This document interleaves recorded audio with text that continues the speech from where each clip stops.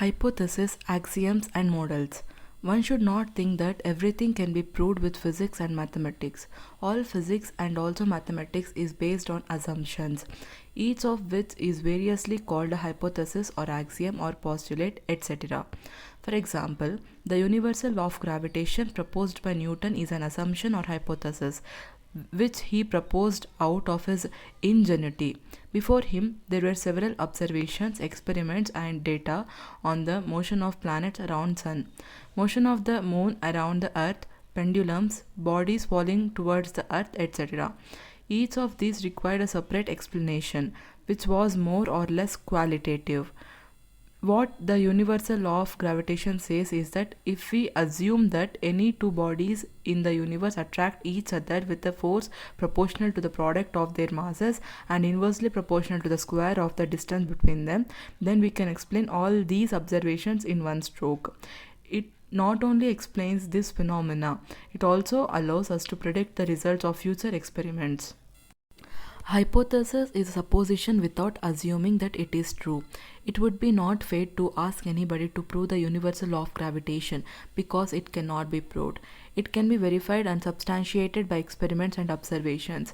An axiom is a self-evident truth, while a model is a theory proposed to explain absurd phenomena. But you need not worry at this stage about the nonsense in using these words. For example, next year you will learn about Bohr's model of hydrogen atom, in which Bohr assumed that an electron in a hydrogen atom follows certain rules or postulates. Why did he do that? There was a large amount of spectroscopic data before him which no other theory could explain. So, Bohr said that if we assume that an atom behaves in such a manner, we can explain all these things at once. Einstein's special theory of relativity is also based on two postulates: the constancy of speed of electromagnetic radiation and the validity of physical laws in all inertial frames of reference. It would not be wise to ask somebody to prove that speed of light in vacuum is constant, independent of the source or observer. In mathematics too, we need axioms and hypotheses at every stage. Euclid's statement that parallel lines never meet is a hypothesis. This means that if we assume this statement, we can explain several properties of straight lines and two or three dimensional figures made out of them. But if you don't assume it, you are free to use a different axiom and get a new geometry, as has indeed happened in the past few centuries and decades. Albert Einstein, 1879 to 1955. Albert Einstein, born in Ulm, Germany in 1879, is universally regarded as one of the greatest physicists of all time. His astonishing scientific career began with the publication of three path-breaking papers in 1905. In the first paper, he introduced the notion of light quanta, now called photons, and used it to explain the futures of photoelectric effect that the classical wave theory of radiation could not account for. In the second paper, he developed a theory of Brownian motion that was confirmed experimentally a few years later and provided a convincing evidence of atomic picture of matter. The third paper gave birth to special theory of relativity that made Einstein a legend in his own lifetime. In the next decade, he explored the consequences of his new theory, which included, among other things, the mass-energy equivalence enshrined in his famous equation E is equal to mc square. He also created the general version of relativity, the general theory of relativity, which is the modern theory of gravitation. Some of Einstein's most significant later contributions are the notion of stimulated emission introduced in an alternative derivation of Planck's black body radiation law, static model of the universe which started modern cosmology, quantum statistics of gas of massive bosons, and a critical analysis of the foundations of quantum mechanics. The year 2005 was declared as International Year of Physics in recognition of Einstein's monumental contributions to physics in year 1905, describing revolutionary scientific ideas that have since influenced all of modern physics.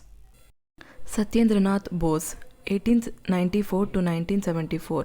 Satyendranath Bose, born in Calcutta in 1894, is among the great Indian physicists who made a fundamental contribution to the advance of science in the 20th century. An outstanding student throughout, Bose started his career in 1916 as a lecturer in physics in Calcutta University. 5 years later, he joined Decca University. Here in 1924, in his brilliant flash of insight, Bose gave a new derivation of Planck's law, treating radiation as a gas of photons and employing new statistical methods of counting of photon states. He wrote a short paper on the subject and sent it to Einstein, who immediately recognized its great significance, translated it into German, and forwarded it for publication. Einstein then applied the same method to the gas of molecules. The key new conceptual ingredient in Bose's work was that the particles were regarded as indistinguishable, a radical departure from the assumption that underlies the classical Maxwell-Boltzmann statistics. It was soon realized that the new Bose-Einstein statistics were applicable to particles with integer spins, and a new quantum statistics, that is Fermi-Dirac statistics, was needed for particles with half-integer spins, satisfying Pauli's exclusion principle. Particles with integer spins are now known as bosons in honor of Bose. An important consequence of Bose-Einstein statistics is that a gas of molecules below a certain temperature will undergo a phase transition to a state where a large fraction of atoms populate the same lowest energy state. Some 70 years were to pass before the pioneering ideas of Bose, developed further by Einstein, were dramatically confirmed in the observation of a new state of matter in a dilute gas of ultra-cold alkali atoms, the Bose-Einstein condensate. Sir C. V. Raman, 1888 to 1970. Chandrasekhara Venkata Raman was born on 7th November 1888 in Tiruvannai. He finished his schooling by the age of 11. He graduated from Presidency College, Madras. After finishing his education, he joined financial services of the Indian government. While in Kolkata, he started working on his area of interest at Indian Association of Cultivation of Science, founded by Dr. Mahendralal Sirkar. During his evening hours, his area of interest included vibrations, variety of musical instruments, ultrasonics, diffraction, and so on. In 1917, he was offered professorship at Calcutta University. In 1924, he was elected Fellow of the Royal Society of London and received Nobel Prize in Physics in 1930 for his discovery, now known as Raman effect.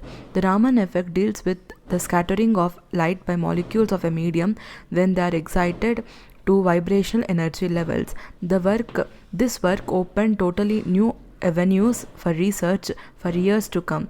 He spent his later years at Bangalore, first at Indian Institute of Science and then at Raman Research Institute. His work has inspired generation of young students. Conservation laws in physics. Conservation of energy, momentum, angular momentum, charge, etc. are considered to be fundamental laws in physics. At this moment, there are many such conservation laws. Apart from the above four, there are others which mostly deal with quantities which have been introduced in nuclear and particle physics. Some of the conserved quantities are called spin, baryon number, strangeness, hypercharge, etc. But you need not worry about them. A conservation law is a hypothesis based on observation and experiment. It is important to remember that a conservation law cannot be proved. It can be verified or disproved by experiment. An experiment whose result is in conformity with the law verifies or substantiates the law. It does not prove the law. On the other hand, a single experiment whose result goes against the law is enough to disprove it. It would be wrong to ask somebody to prove the law of conservation of energy. This law is an outcome of our experience over several centuries, and it has been found to be valid in all experiments in mechanics, thermodynamics, electromagnetism, optics, atomic and nuclear physics, or any other area. Some students feel that they can prove the conservation of mechanical energy from a body falling under gravity by adding the kinetic energy and potential energy at a point and showing that it turns out to be constant. As pointed out above, this is only a verification of the law, not its proof.